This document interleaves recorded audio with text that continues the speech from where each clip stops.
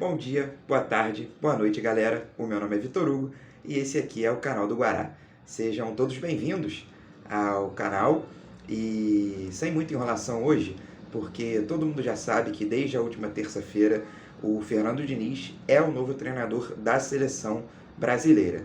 E tal qual o Július, ele agora tem dois empregos, um no Fluminense e um na seleção. Hoje eu quero discutir com vocês os desdobramentos dessa decisão, tanto para o Fluminense, quanto para o Fernando Diniz, quanto para a seleção brasileira. Eu acho que tem muita coisa para a gente conversar e discutir dentro desse cenário. Vamos lá? Enfim, para a gente poder começar esse assunto, eu quero falar um pouco sobre a coletiva que o presidente do Fluminense, Mário Bittencourt, deu na quarta-feira, no finalzinho da manhã. Ele comentou que a decisão do Fluminense em manter o Fernando Diniz em conjunto com a CBF era baseada, primeiro, no desejo do treinador de estar na seleção brasileira e também no desejo do treinador de ficar no Fluminense, mesmo com um pagamento da multa que acabou acontecendo pela Confederação Brasileira de Futebol. E de que também o Fluminense enxerga nesse momento que é melhor ter 70%, 80% do Fernando Diniz e não 100%, do que não ter nada do Fernando Diniz e acabar, vista aí as opções que tem no mercado hoje, procurando e achando um novo treinador, já que, obviamente, todo o elenco do Fluminense hoje, todo o trabalho, ele foi montado para estar nas mãos do Fernando Diniz.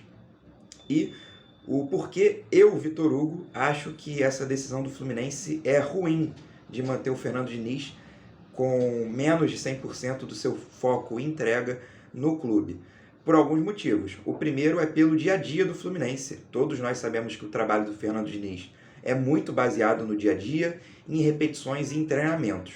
Na entrevista coletiva do Mário Bittencourt e do Fernando Diniz, na hora de falar de como vai ser feita essa continuidade, de se um dos auxiliares do Diniz vai ficar no Fluminense ou não, de como vão ser feitas as análises do Fernando Diniz dentre os jogos, dos selecionáveis, enfim. E eu acho que essa dedicação, que não é de 100%, ela não é nem um pouco benéfica para o Fluminense.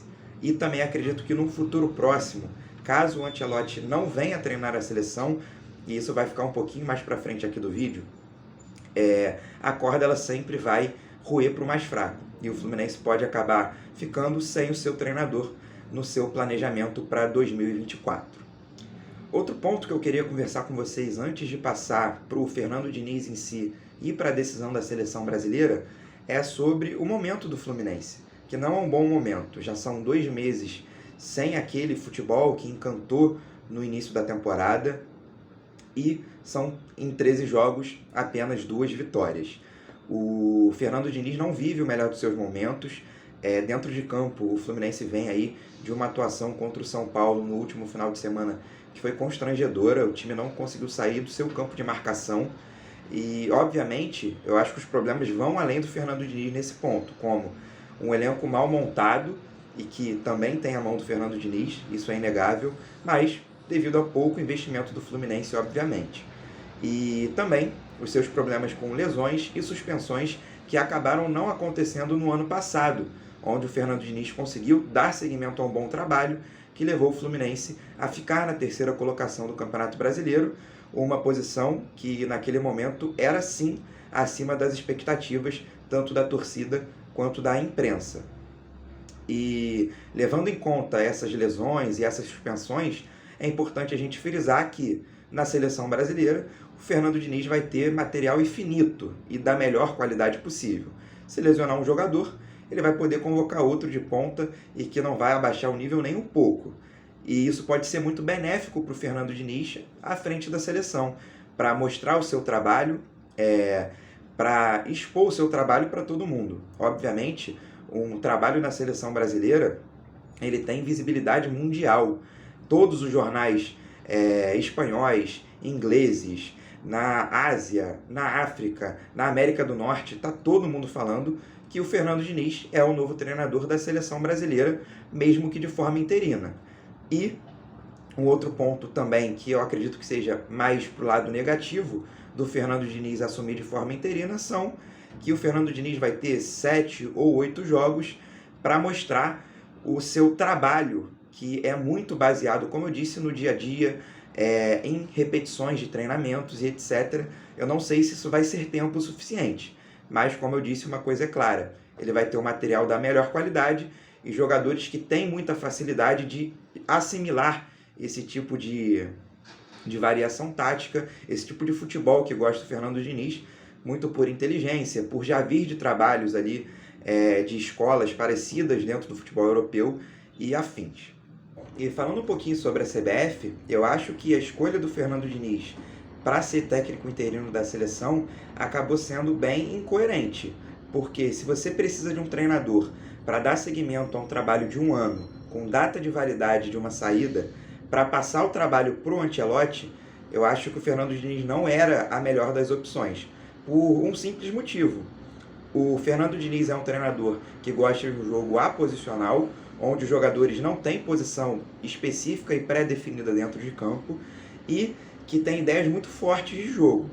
E isso é totalmente divergente do trabalho do Ancelotti, que prefere um jogo posicional e ele é muito adaptativo. Ele se adapta muito ao elenco que ele tem nas suas mãos para montar o seu estilo de jogo.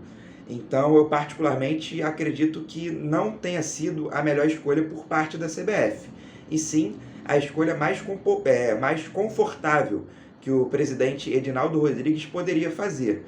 Ele escolhe o melhor treinador hoje em atividade no Brasil e coloca para fazer essa transição, onde ele acredita que não vai ter tanta exposição dos dirigentes da CBF, como acabou e estava tendo o trabalho do Ramon Menezes, e de que a imprensa vai abraçar, e acredito realmente que abrace o trabalho do Fernando Diniz.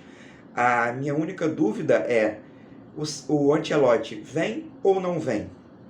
E é disso que a gente vai discutir agora. Por quê? Notícias que circulam lá na Espanha falam que o Ancelotti não se sentiu muito confortável com o Edinaldo Rodrigues garantindo, no dia que anunciou a chegada do Fernando Diniz como novo interino da seleção, que o Ancelotti vai assumir a seleção brasileira para a Copa América do ano que vem. Ele não recebeu isso muito bem, a diretoria do Real Madrid não recebeu isso muito bem, e muito menos os torcedores do Real, sobre uma possível divisão do treinador já nesse ano, pensando em uma possível convocação para a Copa América do ano que vem. E os jornais espanhóis dizem que, se o Real Madrid oferecer mais um ano de contrato, o Ancelotti pode sim aceitar e acabar deixando a seleção na mão. Então, sim, essa ida do Diniz para a seleção brasileira com um ano de validade, ela pode sim ser estendida, e quem sabe, se o Fernando Diniz fizer 7 ou 8 grandes jogos no comando da seleção brasileira, que ele não fique com essa vaga, né? Ele deixa de ser interino e vira o comandante da seleção brasileira principal, visando a Copa do Mundo de 2026. E para a gente finalizar o assunto Fernando Diniz na seleção brasileira, a gente não pode deixar de falar sobre conflito de interesses. Por mais que eu acredite que o Fernando Diniz seja um cara super íntegro, com caráter ímpar, o conflito de interesses vai ser muito debatido enquanto ele estiver no comando do Fluminense e da seleção. Por um simples motivo: o torcedor não precisa e não vai ter uma paciência quando o Fernando Diniz convocar 2, 3, 4 jogadores do seu time que está disputando diretamente com o Fluminense uma vaga na Libertadores, ou até disputando o mata-mata da Libertadores da América, enfim, que o Fluminense continua vivo. Você não vai ter essa paciência de que o Fernando Diniz é um cara com caráter, de que ele não quer desfalcar o seu time. E eu confesso que isso é normal do torcedor, não tem como cobrar. E o Fernando Diniz, a partir do momento que aceita trabalhar na seleção de forma interina e continua o seu trabalho no Fluminense, ele vai ter que lidar com esse tipo de crítica e com esse tipo de questionamento do seu trabalho.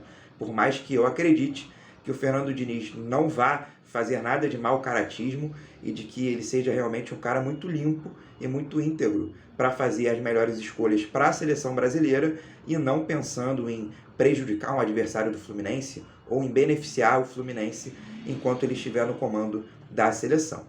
E vamos chegando ao final de mais um vídeo. Quero agradecer a cada um de vocês pelo seu tempo, paciência e audiência e digo que te aguardo aqui no próximo vídeo do canal do Guará. E antes de você ir embora, claro, não deixa de ir no Instagram do meu parceiro Otávio, ele que está fazendo essas thumbs sensacionais aqui para o canal. Ele é design, faz um trabalho muito legal e eu tenho certeza que você vai curtir muito de acompanhar no Instagram, porque o trabalho dele tem tudo a ver com o esporte. Então, às vezes você está precisando e está procurando um wallpaper ali do teu time, um plano de fundo legal para colocar no seu celular, no seu computador, eu tenho certeza que se você procurar direitinho, vai achar lá no Instagram do Otávio, tá aparecendo aqui na tela.